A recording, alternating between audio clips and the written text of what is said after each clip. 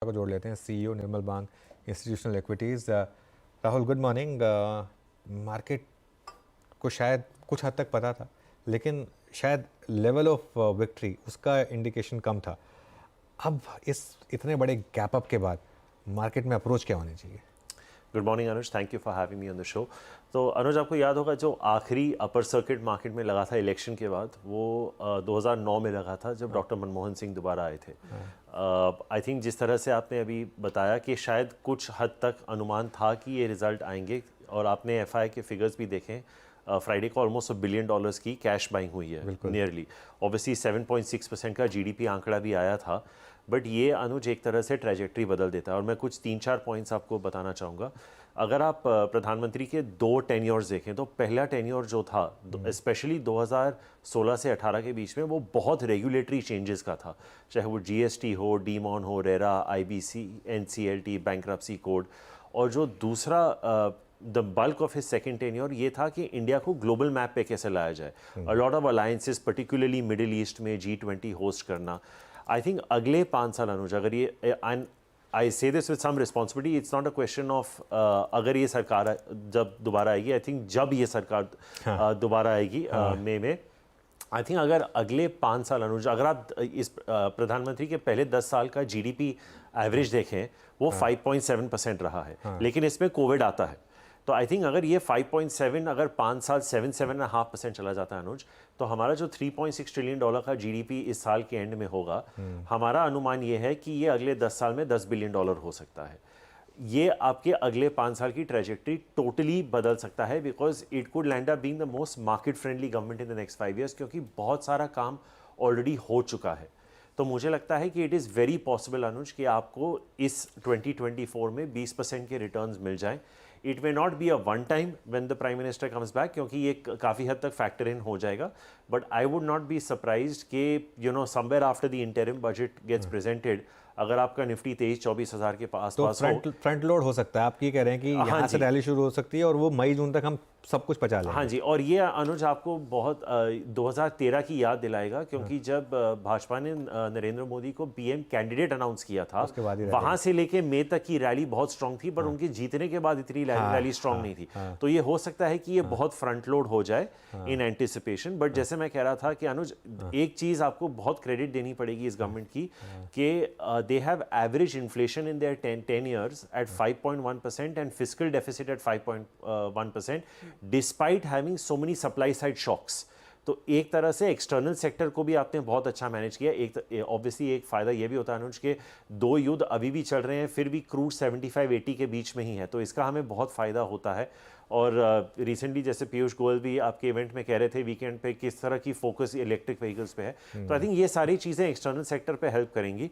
पर मुझे लगता है कि बिटवीन थर्सडे एंड टुडे एक ऑब्वियसली माइंडसेट शिफ्ट हुआ है। अब कितने सीट्स आएंगे वो तो पता नहीं, बट आई थिंक अगर आप यूपी, बिहार, महाराष्ट्र, गुजरात, ये 3 स्टेट्स और झारखंड को मिला दें, you are practically at the half way mark any which ways. बिल्कुल राइट। तो unless the government does something to totally mess things up in the next 5 months, जो कि इसकी संभावना 0 तो नहीं, नेगेटिव है, तो I think it is just with not even 10 states you are expected to reach. तो I think market has rewarded, और मुझे लगता है जैसे मैंने कहा, जिस तरह से इकोनॉमी मैनेज हुई है, अगर अगले 5 साल में अगर 7% एवरेज हो जाता है और इंटरिम बजट के आसपास, आई वुड नॉट बी सरप्राइज कि निफ्टी आपको 23-24 हज़ार के आसपास दिखे। जो राहुल ने बात कही ना 2013 वाली, मुझे याद है, क्योंकि उसमें इतनी बड़ी रैली हुई थी। उसके बाद हो क्या जाता है, कई लोगों ने उस रैली को ये बाद में कहा कि देखिए मनमोहन सिंह के पीरियड में कितनी बड़ी रैली आई थी। वो एक्चुअली 6 महीने की लास्ट की रैली, सिर्फ वो एक बिल्ड इन कर रही थी कि एक गवर्नमेंट चेंज हो रही है। लेकिन सवाल इट्स अनडाउटेड कि तेजी आने वाली है, लेकिन इस तेजी को राइड अगर करना है तो पैसा कहाँ लगाया जाए? क्योंकि 3-4 रिपोर्ट्स हम पढ़ रहे थे, एक जो थीम उभर कर आई है इंडस्ट्रियल्स, बैंक्स, और जिस तरह से वो फिस्कल बैलेंस की बात कर रहे हैं, क्या बैंक्स अब और भी स्ट्रॉन्ग फुटिंग पर रहेंगे एक्सपोजर के लिए? देखिए हर्षद जी, ऐसा है कि अगर आप ये जो स्टेट्स का अब मैंने जिक्र किया, अगर सेंटर में एक पार्टी है और उन्हीं स्टेट्स में भी वो पार्टी है, तो आपका जो इम्प्लीमेंटेशन होता है वो बहुत ज़बरदस्त हो जाता है। It's fast track. जो सरकार में कुछ लोग कहते हैं ना डबल इंजन सरकार, तो आई थिंक उसके चलते एक तरह से प्राइवेट सेक्टर को भी कॉन्फिडेंस मिलता है कि हम इन्वेस्ट करें, गवर्नमेंट को भी लगता है कि हाँ हमारे इन्वेस्टमेंट्स को देख के प्राइवेट सेक्टर इन्वेस्ट करेगा, और सबसे इंपॉर्टेंट बात है अगर ये जॉब क्रिएशन में जाता है तो कंजम्पशन भी होगा। तो आई थिंक अगर आप मार्केट को देखें हर्षदा जी, कुछ पिछले हफ्ते या महीनों से ये कोई एक सेक्टर नहीं लीड कर रहा है, ये बहुत अच्छा सेक्टर रोटेशन हो रहा है। You know, it is not that you can say कोई एक so there are different stocks that are hitting new highs and that's the beauty of the market in a way, थोड़ा काफ़ी हद तक broad based हो गया है। तो मुझे नहीं लगता कि कोई एक सेक्टर लीड करेगा, लेकिन क्योंकि लोग इस गवर्नमेंट को इंफ्रा और इंडस्ट्रियल्स के साथ एसोसिएट करते हैं और नितिन गडकरी जी बहुत अग्रेसिव टारगेट सेट करते हैं, तो I think roads is one sector that could continue doing well. You can play through stocks like PNC, infra और केएनआर। आपने ओपनिंग में डीबीआर का जिक्र किया था, पर हमारा झुकाव थोड़ा उधर है। I think cement could still be one sector you could play through. I think Ambuja, UltraTech in the large caps, Ramco and Birla Corp, तो ये दो हैं। और अगर ऑब्वियसली अगर कंजम्पशन में फ़ायदा हुआ तो आई थिंक सबसे दुख वाली बात यह है कि लीवर, डाबर वगैरह सब आपको 2-3% के ही वॉल्यूम ग्रोथ दे रहे हैं, लेकिन अगर at the bottom of the pyramid अगर जॉब्स क्रिएट हो गए तो I think consumption could also see a revival. तो आई थिंक इसी इलेक्शन के आउटकम में अगर मुझे खेलना है, पीएसयू बैंक्स देख लीजिए हर्षदा जी, आई थिंक एसबीआई का 18% का आरओई है, 18% का। आप प्राइवेट सेक्टर बैंक्स को देख लीजिए जिनके पास 18% का आरओई है, वो 2 टाइम प्राइस टू बुक पे ट्रेड कर रहे हैं, एसबीआई उसके आधे पे है। अगर आप उसको 1.5 भी दे दें, आपका एसबीआई पे 35-40% अपसाइड आता है। तो you why would even look at buying a mid cap bank अगर आप इन्वेस्ट कर रहे हैं, you know, and so on and so fourth. आप ये आप बैंक ऑफ बड़ौदा में भी एक्सटेंड कर सकते हैं, डिफेंस में भी। तो I think there are some of these themes that you can play that are just link to the government. इसके बाहर भी बहुत सारे सेक्टर्स हैं, पर क्योंकि आपका स्पेसिफिक सवाल इलेक्शन आउटकम पे था, आई थिंक ये कुछ जहन में आ रहे हैं मेरे। बिल्कुल। अच्छा, बाय द वे अब बैंक निफ्टी में फ्रेश रैली शुरू हो रही है, 900 पॉइंट ऊपर। अब हम मॉर्निंग हाई निकाल रहे हैं। देखिए निफ्टी और बैंक निफ्टी दोनों पर अब हम मॉर्निंग का जो ओपनिंग टिक हाई था वो निकाल रहे हैं। ये अपने आप में एक बड़ा सिग्निफिकेंस है, क्योंकि वो जो एक लग रहा था कि फीलिंग आ रही है कि 1000-1500 पॉइंट की बैंक निफ्टी में रैली, और इवन हो सकता है ऑल टाइम हाई की तरफ हम एक बार अप्रोच करें। और एक बार आईसीआईसीआई बैंक लेकर आइए अब आप ज़रा, क्योंकि ये एक स्टॉक है राहुल जिसने पूरी बुल मार्केट को पिछले साल लीड किया था, आईटी बैंकों की बुल मार्केट को। ये चला ही नहीं है 3 क्वार्टर से, इतने शानदार नंबर्स के बावजूद। कारण कुछ भी रहा हो, लेकिन चला नहीं है। देखिए ये एक बार 12 महीने का मूव देख लेते हैं, 4% ऊपर है, जिसमें 3% तो आज ही आया है। तो यहाँ पर क्या अब पोर्टफोलियो अप्रोच पॉजिटिव हो, ओवरवेट हो जाए यहाँ पर? I think Anuj, I would, जैसे आपने कहा 3 क्वार्टर से ये रिजल्ट्स बीट कर रहा है, right, and it's still not doing because ये एचडीएफसी बैंक के मल्टीपल के बहुत करीब है, एसबीआई के मल्टीपल से ऑलमोस्ट डबल है। तो आई थिंक यहाँ से इसको रीरेट करना will require a very significant move on ICICI banks part. I think जब निम कंप्रेशन खत्म हो जाएगी और एक्सपैंड होगी, देखिए अनुज अभी भी क्रेडिट ग्रोथ 15% चल रहा है मार्केट में for scheduled commercial banks, right. इसमें रिटेल भी आ रहा है, एग्रीकल्चर भी आ रहा है, सर्विसेज भी आ रहे हैं, सारे 15 से 20% ग्रो कर रहे हैं। बट इसका यही है कि what is your relative valuation to the leader and what is your relative valuation to the largest public sector bank. I think ये इस कश्मकश में ये वहीं आसपास अटका हुआ है। तो आई थिंक फॉर अ री रेटिंग कुछ ऐसा होना पड़ेगा आईसीआईसीआई बैंक में यहाँ से to take it to maybe 2.3-2.4 times price to book, जो हम अभी फैक्टर नहीं कर रहे। जैसे मैं अभी हर्षदा को भी कह रहा था, आई would be slightly more comfortable playing PSU banks right now, so I would play through SBI and Bob. अगर आप नीचे आना चाहें, आपके कोई भी प्रेफरेंसेस हो, but I think predominantly as a retail investor if I want to be safe, I would play through public sector banks. It is very possible Anuj कि बैंक निफ्टी हाई बनाता रहे, बिकॉज आई थिंक कहीं एक market में ये भी जहन में आ गया है कि इंटरेस्ट रेट्स पीक हो चुके हैं। तो आई थिंक अब अगर आप FY25 में देख रहे हैं तो आप निम्स कंप्रेशन के आगे निकल जा चुके हैं। हो सकता है कि अगले एक आध क्वार्टर में आ भी जाएं, बट अगर रिलेटिव ट्रेड लेना पड़े या इन्वेस्टमेंट भी, I would be slightly more confident. In fact Anuj ICICI bank का आप जिक्र करें, I would say if you want to be a little braver, आप इंडसइंड बैंक खेल लीजिए, थोड़ा उसका अल्फा और बीटा थोड़ा आपको आईसीआईसीआई से ज़्यादा मिल जाएगा, and they are also doing extremely well. तो I would actually prefer something like an IndusInd bank also at this point in time. Okay, in fact PSU bank index देखिए आप इस समय हश्ता और 0.3% ऊपर। और अब देखिए अब ये ना मार्केट वो मूव दिखा रहा है जो मैं एक्सपेक्ट कर रहा था कि एक बार गैप अप के बाद भले हल्का से नीचे आए, लेकिन पीएसयू बैंक निफ्टी 3.5% ऊपर, निफ्टी 350 पॉइंट ऊपर, और बैंक निफ्टी अब 976 पॉइंट ऊपर, ऑलमोस्ट 1000 हो गया। वो 1000 से 1500 का जो एक व्यू था, एक बार बैंक निफ्टी का डिस्टेंस फ्रॉम टॉप वाली प्लेट रख दीजिए जरा, 45,781। ये एक इकलौता इंडेक्स रह गया है बड़े इंडेक्सेस में जो 52 वीक हाई पर नहीं है। आईटी खैर अपनी जगह अलग बात है, लेकिन जो डोमेस्टिक इकॉनमी वाले स्टॉक्स हैं या सेक्टर्स हैं उसमें ये एक इकलौता बचा है। 46,300 इसका ऑल टाइम हाई, 46,369। एक बार डिस्टेंस फ्रॉम टॉप की प्लेट मैं बोलता हूँ बना लीजिए, उसकी वेट मत करिए क्योंकि वो हो सकता है आज आपको चलानी पड़ जाए, तो इसके लिए उस पर थोड़ा सा ध्यान रखेंगे। हम वेट नहीं करेंगे कि जब क्रॉस हो जाएगा उसको बनवा लीजिए ताकि हम अगली बार उसको दिखा सकें। अच्छा, एक और थीम जिसका खूब चर्चा हुई और लोगों ने पैसा भी बनाया है, अब यहाँ पर कितना फॉलो थ्रू आएगा? जो इंडिजिनाइजेशन पर सरकार का फोकस है वो नॉर्मली हमने देखा है वो डिफेंस में काफ़ी तगड़ा प्ले आउट हो गया। इलेक्ट्रॉनिक मैन्युफैक्चरिंग कंपनियां जो है, जो ईएमएस थीम आजकल लोग सबसे ज़्यादा उस पर बेट कर रहे हैं, आपका सिरमा, आपका केन्स, आपका डिक्सन, इनमें क्या और चांसेस हैं और पैसे आने की? क्योंकि वैल्यूएशंस तो काफ़ी महंगे, वो सब दिख रहा है। ऐसा है हर्षदा जी, जो आपको अर्निंग्स ग्रोथ देगा उसके वैल्यूएशन स्ट्रेच होते जाएंगे, और ये आप नेस्ले में भी देख लीजिए, आप पीएनजी में भी देख लीजिए। जो एक्सपेंसिव है वो कहीं कहीं एक्सपेंसिव ही रहता है। आई थिंक एचडीएफसी बैंक 10 दशक तक it was trading at almost 4 times. तो ये चीज़ें अगर आपको ग्रोथ देती हैं, मैं कहीं रिसेंटली एक आर्टिकल पढ़ रहा था कि Dixon could be the Foxconn of India. I think जिस तरह से उसकी प्रैक्टिकल मोनोपोली है रेफ्रिजरेटर्स में, वॉशिंग मशीन्स में, अभी सेट टॉप बॉक्सेस में, आई थिंक जियो का बहुत बड़ा ऑर्डर आया है, they are penetrating into LG, Samsung. ठीक है, आप उनके मार्जिन्स पे मत जाइए because he is essentially a converter, he is not an OEM as such, right? तो you are never going to get this company at operating at 10-12% margins, लेकिन आप उनके रिटर्न ऑन इक्विटी और कैपिटल एम्प्लॉयड देखेंगे, ये 40% plus पे हैं with 30% kind of growth. आप कितनी कंपनियां इंडिया में हैं कि आपको इस तरह के नंबर्स देंगे? तो इसीलिए वैल्यूएशन सस्टेन हो जाते हैं। दूसरी चीज़ हर्षदा जी क्या हो रही है कि आज की डेट में ना, अगर आप म्यूचुअल फंड इंडस्ट्री का साइज देखें तो ये 45 लाख करोड़ हो गया, इसमें इक्विटी करीबन 20 लाख करोड़ हो गया, राइट? अगर आप सोचिए म्यूचुअल फंड मैनेजर्स 3% कैश पे भी बैठे हैं, वो 60 करोड़ रुपए कैश है।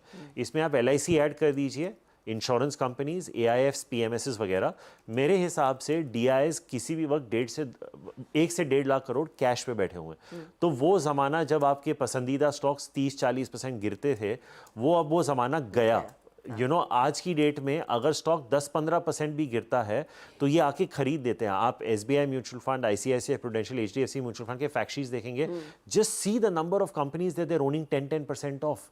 It is unbelievable, you know, क्योंकि ये फ्लोज आ रहे हैं और हम बोलते रहते हैं कि लिक्विडिटी ड्रिवन रैली है, लिक्विडिटी थोड़ा ऑब्वियसली फंडामेंटल्स हैं भी, लेकिन as a sell side analyst आप दो ही चीज़ें कर सकते हैं, आप अर्निंग्स प्रोजेक्ट कर सकते हैं और आप मल्टीपल्स दे रहे हैं। अर्निंग्स अगर मेरी 25% आनी है तो 25% ही आएगी, लेकिन अगर पैसा उन स्टॉक्स को चेस कर रहा है तो इफ टू जस्टिफाई बाय मुझे अपना मल्टीपल रेस करना ही पड़ेगा। एंड आई थिंक ये लोगों को ठीक से समझ में नहीं आता जब वो वैल्यूएशंस देखते हैं। तो I think it's very possible that some of these names sustain.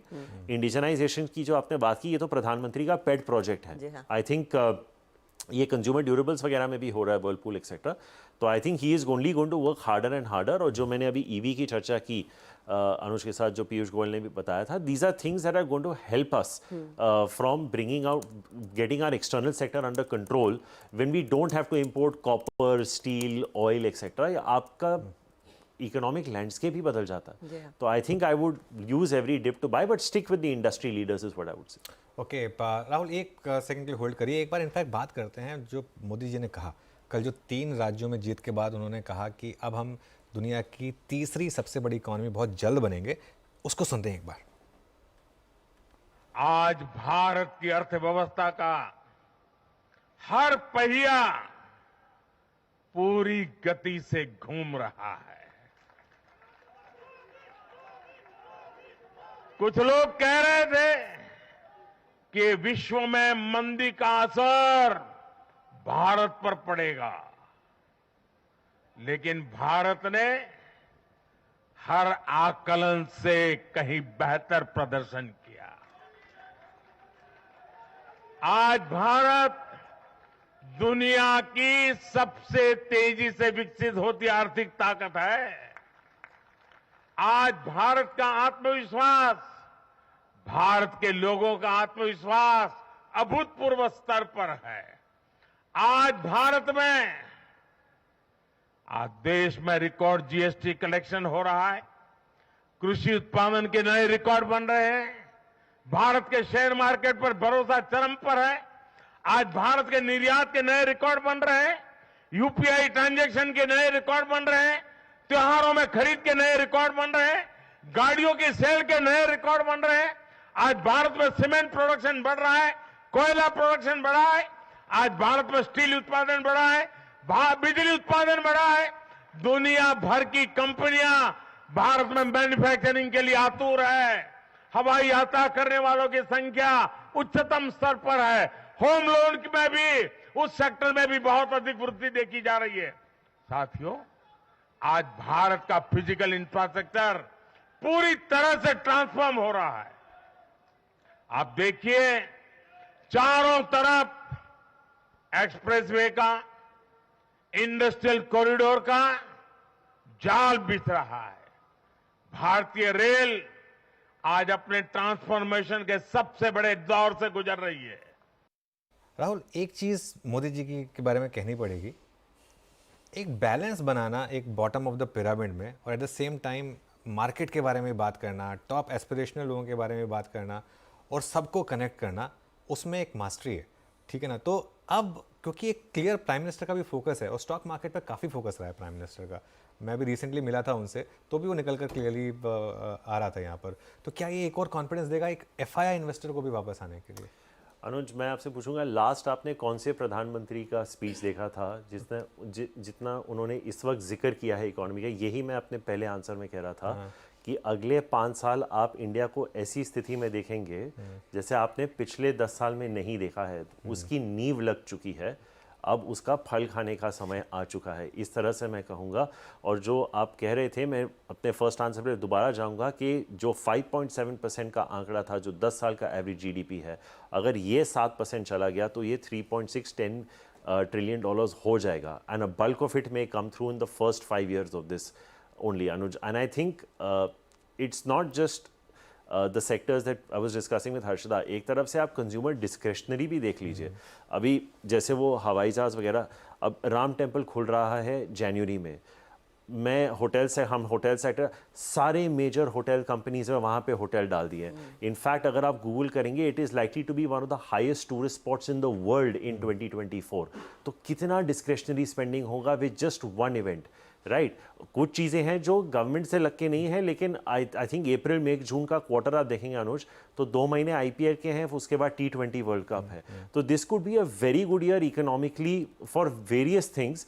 और जिस तरह से अब कॉन्फिडेंस आएगा, और अगले साल इस वक्त अनुज महाराष्ट्र के भी रिजल्ट्स आ चुके होंगे, बिल्कुल राइट? अभी तो स्प्लिट सरकार है, लेकिन मुझे लगता है कि जिस तरह से जा रहा है, that may also land up being an absolute majority. तो you know, like I said, हो सकता है कि इंटरिम बजट तक 23-24 हज़ार देखने को मिल जाए।